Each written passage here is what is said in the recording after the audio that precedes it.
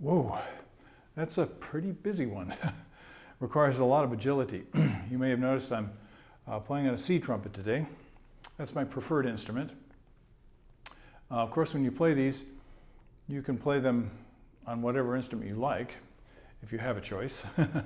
I only had a B-flat trumpet until halfway through my senior year at Oberlin College Conservatory.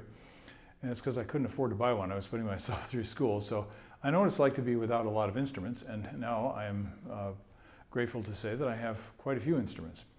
So I like the C in this, I'm playing it on C today. The smaller horns, the higher pitched horns, sometimes it's easier to get greater agility. And it's easier to get greater focus in the sound. And for that reason, they become kind of the standard in the orchestra. But for solo work, I still like C trumpet, so that's why I decided to play on it today. This one, as you can see, has a lot of grace notes. It has a lot of dotted rhythms. It has a lot of 30-second notes. But as usual, there are a couple of spots that I find quite difficult, and I want to work on those spots with you, thinking that maybe you're going to have some of the same kinds of difficulty that I do. So let's look at bar 50, pick up into bar 51. And I'm just going to play that section slowly and try and play it to the end. And when I do, I'm going to be paying attention to one primary thing. And that is when you're playing things with great agility and speed, often combined, the fundamental thing that's necessary is you have to be playing directly and smoothly from the center of one note into the next note. And we'll talk about this, I'm sure, in the future. But for now, I'm just going to play it, and I want you to listen for the connection between the notes. In a sense, listen between the notes. And that's what I want you to do when you're practicing this too. I think this is helpful for anybody to do. We generally listen to see whether the note sounds good, whether we've got it, whether it's in tune, whether it's in the right place in terms of time. But we don't usually listen between the notes. Maybe that's because they're dots on the page. But they're not dots when they come out of your instrument. They're one continuous sound, at least in this style. So here we go. This is pick up to bar 51. A little under tempo.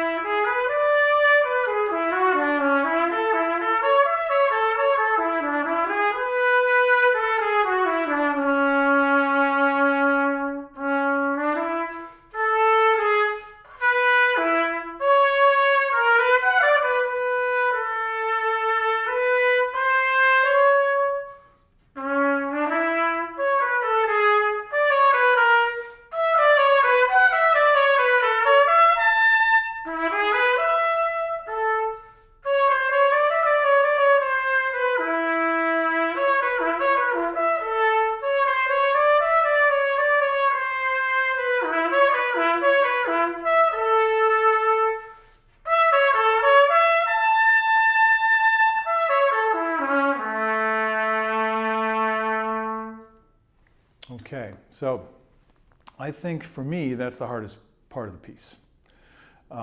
Let's work on it a little bit. Now what I do, one of the main practice techniques I use is to listen and also feel for a sense of stability. Musical stability, the pitch is stable. It's stable in terms of timbre, it's stable in terms of pitch, and physically it feels stable. In other words, there's no sense of bumping or kind of clutching at the note. It feels very fluid. And so those are the things I'm trying to cultivate. Now the things to listen for is you're changing range here quite a bit. And one of the first things you encounter is in bar 51 and 52 is you're doing a lift slur. And isn't it interesting what happens? I guess it's 52 that's the real lip slur.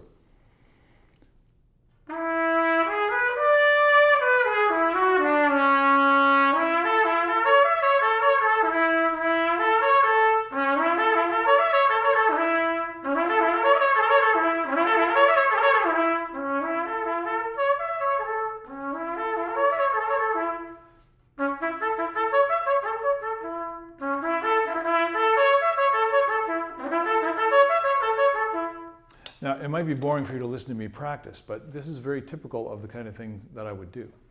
I would change dynamics. I didn't do that too much. I changed speed quite a bit. I changed articulation quite a bit.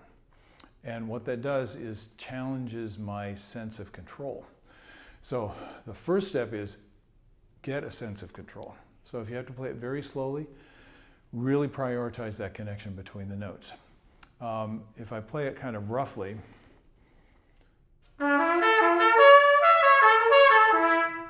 a lot of people are going to have that problem and kind of get stuck on the notes. This is why we need to slow things down. Another technique, which I mention often, and most of us use at one time or another, is to be able to buzz the notes on the mouthpiece.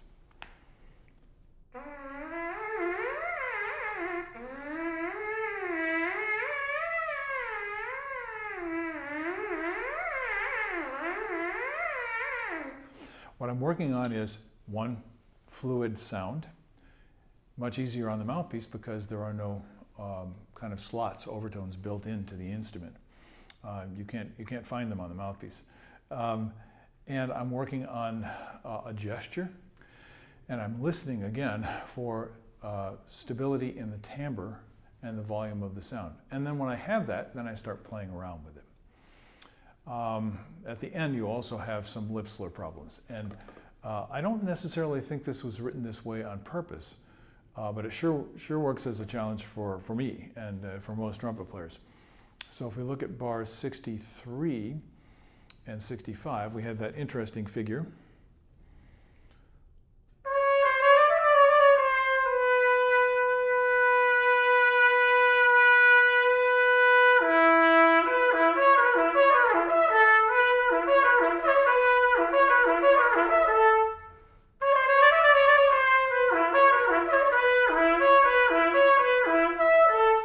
Now that feels pretty bumpy to me.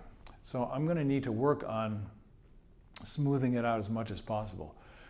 Doing that, you're going to improve a great many things in your playing. You can even turn that into an exercise.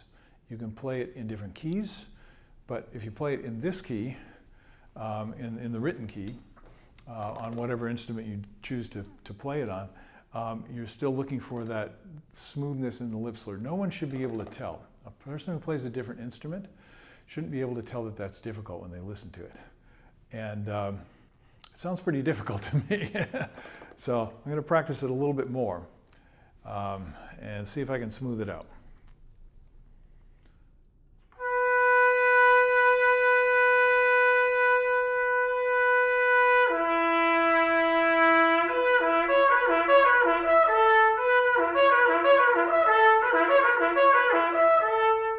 I can feel a couple of things, and you want to watch for these too. One is that my lips are trying to make a different position or a different tension for each note. That makes it almost impossible to play it smoothly. If you think about whistling,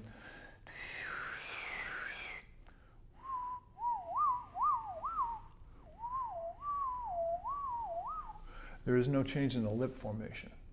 Now, I'm not saying it's exactly the same on the trumpet, but it's very high value for any trumpet player to look at stabilizing the embouchure and letting it become supple so that those changes in the air happen easily instead of manipulating everything with the lips. If I try and do it with the lips, and don't get me wrong, some of you are very good at this, I know.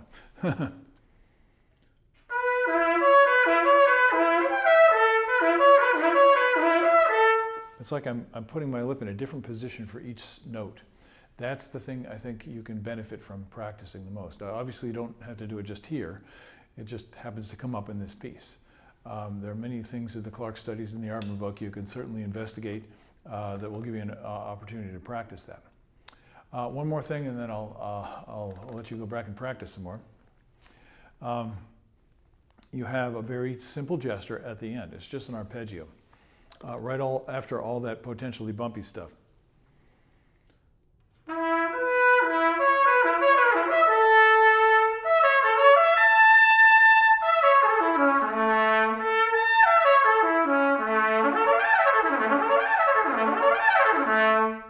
So my reason for doing it that way, showing you the quick gesture at the end, is You need to be able to do that smooth gesture at any speed. And actually, that's the test.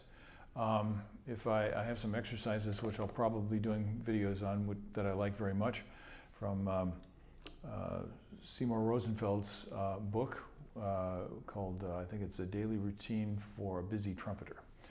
And it has something like this.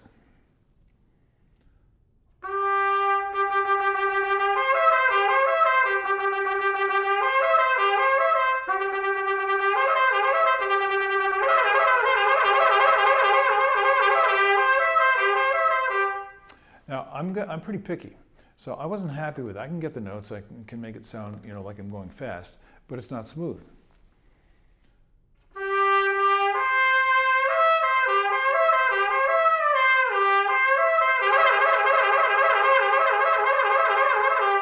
So all your mechanisms have to be coordinated together so that they're operating very smoothly and very precisely and very freely as you play this. Now, of course, in that lick at the end, you're changing 2 octaves of range, and that's challenging for a lot of people too. Some of us on both ends will find it quite awkward. So what I recommend that you do is get comfortable in the particular range in terms of the sound and in terms of the feel, and then see if you can maintain the basic position and just use the breath control, which is a very subtle thing, in order to find the centers of those notes as you go up and down. This is a long-term discovery process, but once you get the knack, then you'll be able to do fantastic things like Mr. Vizzuti and others out there are able to do in terms of moving around the horn. That agility is a really, really valuable thing, especially if you want to do solo work. Okay, I think that's plenty to try for today, and I certainly hope that you will try some of these things and get some benefit out of it. And I wish you good luck on your safari to discover the skills that are involved in playing the trumpet in this way. Have a great day, and I'll catch you later on. Bye-bye.